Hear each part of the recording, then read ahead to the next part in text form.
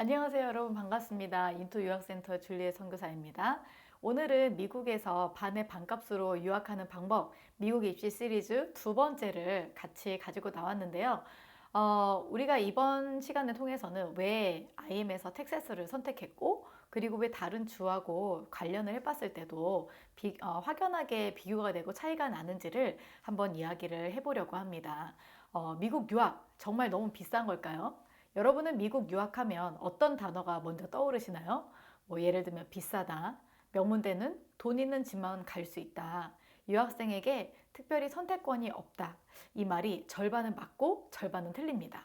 왜냐하면 어디에서 어떤 구조로 유학을 하느냐에 따라서 비용이 완전히 달라질 수가 있고 또한 아이들의 미래가 달라질 수 있기 때문입니다. 그래서 오늘 저는 미국에서 그것도 주립대에서 유학생이 학비를 반값, 심지어 반의 반값까지 나설 수 있는 구조를 사실과 근거를 가지고 설명드리려고 합니다. 네, 여러분, 왜 유학생은 미국 주립대를 갈 때 학비를 2배를 낼까요?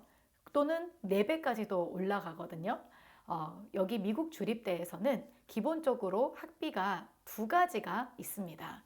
첫 번째는 바로 레지던트 튜이션 피예요. 바로 그 주에 미국에 있는 50개 주에서 각자의 주가 있지 않습니까? 그 주에 거주하는 학생들이 받는 튜이션 피가 바로 레지던트 튜이션 피고요. 다른 주에서 그 주로 이사를 오거나 또는 새롭게 그 학교를 다니는 경우, 그리고 또 유학생들이 받는 바로 튜이션 피가 바로 non-resident tuition fee입니다. 그래서 대부분의 주에서는 non-resident 학비가 레지던트의 약 2배에서 또는 4배까지도 가요. 예를 들어서 동부의 대표 주립대들 그리고 서부의 유명한 공립 명문대들 모두 유학생은 수업료만으로도 연 3만에서 6만 달러를 내는 구조입니다. 거기다가 생활비까지 합치면 연 7만에서 9만 달러, 4년이면 약 30만 달러 가까이가 됩니다. 그래서 많은 분들이 이야기하기를 동부와 서부가 학교는 너무 좋은데 너무 비싸다라는 말씀을 하세요. 그래서 이 말은 그냥 비싸다는 어떤 감정이 아니라 숫자로도 증명이 되는 것이죠. 그런데 텍사스는 구조가 다릅니다. 여기서 제가 중요한 질문을 하나 드릴게요.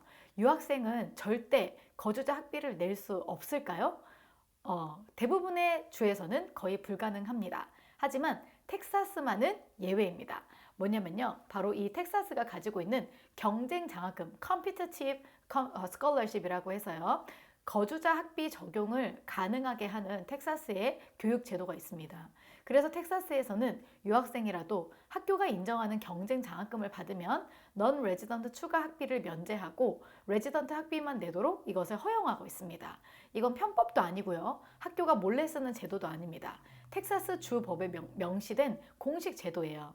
그래서 텍사스의 주요 주립대들은 이 제도를 Non-Resident Tuition Waiver라는 이름으로 운영을 하고 있습니다.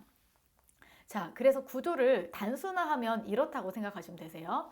먼저 일반 유학생들은 주립대 학비가 1년에 한 2만 5천 불에서 많게는 4만 불 정도가 되거든요. 그런데 텍사스와 같은 이런 주에서는 경쟁 장학금이라고 해서 같은 학교, 같은 수업인데도 1년에 학비가 10,000불에서 15,000불 수준, 즉 학비가 정확하게 반값, 그리고 반값 이상이 됩니다.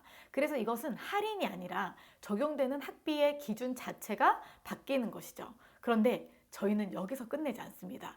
반값으로 줄였으면 이제는 진짜 반의 반값이 되는 진짜 전략이 여기서 한 단계 더 들어갑니다. 바로 2+2 구조입니다. 저희 같은 경우에는 학생들이 처음부터 4년제 대학교 그리고 유니버시티를 가게 되면 사실상 적응하는 것이 어렵기 때문에 학생들로서 장학금을 받기조차도 GPA가 낮으면 장학금을 받기 어렵기 때문에 그게 어려워요. 그래서 1, 2학년 때는 텍사스의 커뮤니티 칼리지를 가서 GPA를 어떻게 하면 잘 맞을 수 있을지를 먼저 연구하고 또 조금 더 소규모의 이제 크기겠죠. 예를 들면 텍사스 커뮤니티 컬리지에서 저희들은 블린 컬리지를 선택을 했고 학생들이 약 6천 명의 학생들이 다니고 있습니다. 그런데 A&M 대학교는 학생 수만 7만 5천 명입니다. 어마어마하게 큰 그 커뮤니티에서 본인을 두각하여 드러내기가 쉽지가 않습니다. 그렇기 때문에 텍사스 커뮤니티 컬리지에서 스스로 활동을 해보고 그런 다음에 3, 4학년에 가서는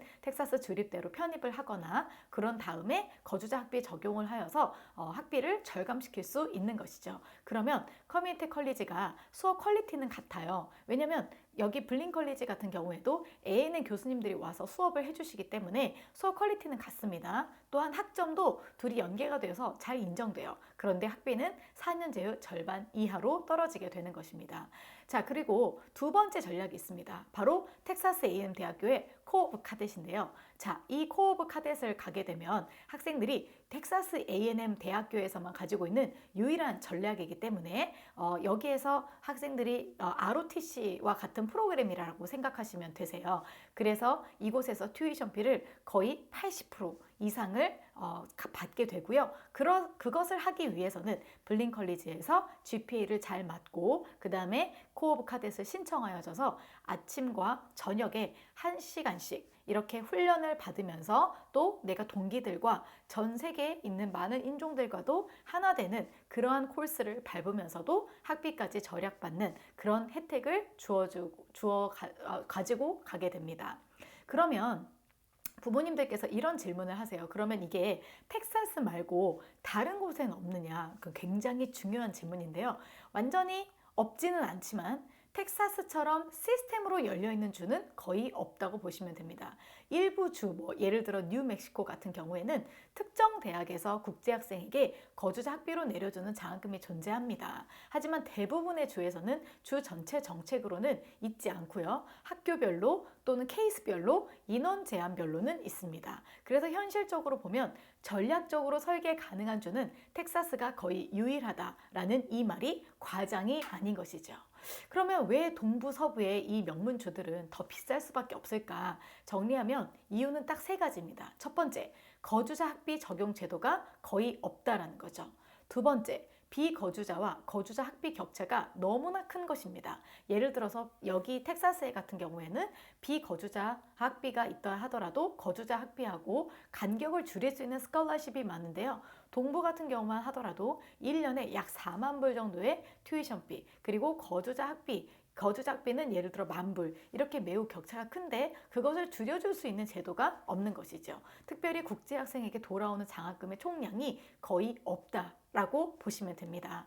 그리고 특별히 국제학생들 중에서도 어떤 분들은 이렇게 말씀하세요. 그렇게 하면 컬리지에서 2년 하고 4년제 가면 되지 않냐? 라고 이야기를 하는데요. 그렇게 4년제를 갈 수도 있습니다. 그런데 그렇게 트랜스퍼를 한 유학생들에게는 거의 대부분의 장학금들이 없다라고 보시면 됩니다. 그래서 학교는 너무너무 유명하지만 구조적으로 유학생에게 불리한 주가 되는 것입니다.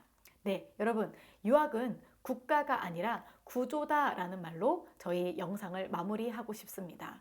미국의 유학이 비싼 게 아니라요. 비싸게 가는 구조를 선택했을 뿐입니다. 같은 미국이고 같은 주립대이고 같은 학위를 받아요. 그런데 누구는 4년에 30만 달러를 냅니다. 그런데 누구는 4년에 12만 달러 밑으로 내려갑니다. 대략적으로는 한 4만 달러 안에서도 4만 달러에서 6만 달러 안에서도 이 모든 것들이 가능한 것입니다. 여러분, 이 차이는 정보가 아니라 설계입니다. 그래서 오늘 설명드린 이 구조에 합법적이고 공식적이고 실제로 이미 저희 미국 본부에서 학생들이 진학한 루트를 설명을 드리는 것입니다. 자, 그래서 저희의 실제 사례들을 말씀을 드릴게요. 처음 이 친구가 왔을 때는 처음에는 뉴저지에서 4년제 대학교를 다녔습니다. 4년제 대학교를 장학금을 받으면서도 다녔는데요. 이 다니고 난 다음에 보니까 이 친구 같은 경우에는 개인적인 진학 루트를 따져봤을 때 문과 계열보다 이공계 계열이 유학생들에게 훨씬 더 적합할 뿐만 아니라 본인 또한 꿈이 있었기 때문에 텍사스로 이주를 해서 그 다음에 이제 학교를 다시 옮겼습니다. AA 디그리를 땄지만 이 디그리를 딴 것만으로는 부족해서 컴퓨터 사이언스 공학으로 이제 입학을 다시 해서 그 다음에 편입을 한 것이죠. 컬리지로 편입을 한 다음에 1년 동안에 본인이 필요한 prerequisite 과목을 이수를 합니다. 그래서 총 GPA가 토탈 4포인트 제로에서 4포인트 제로, 그래서 거의 완벽하게 이 모든 것들을 준비한 다음에 A&M 대학교에 들어가게 되었습니다. A&M 대학교를 입학하고 난 다음에 코어 오브 카뎃에 들어가서 이제 장학금을 받게 돼서 거의 대략 한 80%에서 85%의 장학금을 받게 되었습니다. 자, 두 번째 학생 또한 저희 A&M 대학교를 같은 설계와 함께 저희가 가게 됐는데요. 이 친구도 처음에 AA 디그리를 땄지만 거기에서 너무나 많은 이제 학비나 이런 것들이 드는 거죠. 그래서 블린 컬리지로 이주를 하게 됐고요. 이주를 한 다음에 본인이 가고자 하는 학과에서 프리리퀴짓을 다 마친 다음 A&M 대학교를 가게 됐죠. 자, A&M 대학교를 가서도 4만 불 되는 모든 비용을 내지 않습니다. 코어 오브 카뎃을 들어가서 거의 대략적으로 한 만 불 정도 되는 학비로 기숙사비와 심지어 식비까지 모든 것들이 다 해결되는, 지금 두 학생이 모두 같은 절차를 밟고 있습니다. 여러분, 이제 우리에게 중요한 건 우리 아이가 이 구조에게 맞는지, 그리고 어떤 학교, 어떤 전공, 어떤 루트가 최적인지를 토탈 케어하는 시스템이 굉장히 필요합니다. 그 개별 로드맵을 따라서 정확하게 우리가 만들어갈 수 있습니다. 네, 오늘은 여기까지 하도록 하겠고요. 여러분, 영상을 시청하시면서 궁금한 점이 있거나 그리고 또 개별적인 질문이 필요한 분들께서는 아래에 있는 이러한 저희들을 루트를 딸 수가 있습니다. 그래서 문자를 보내주시거나 이메일을 보내주시거나 또는 전화를 해주셔도 됩니다. 여러분, 여기까지 하도록 하겠고요. 이 다음 여러분들이 원하시는 모든 Q&A라든지 이런 것들에 답변하는 시간을 갖도록 하겠습니다. 그러면 여기까지 하고 마치도록 하겠습니다. 감사합니다.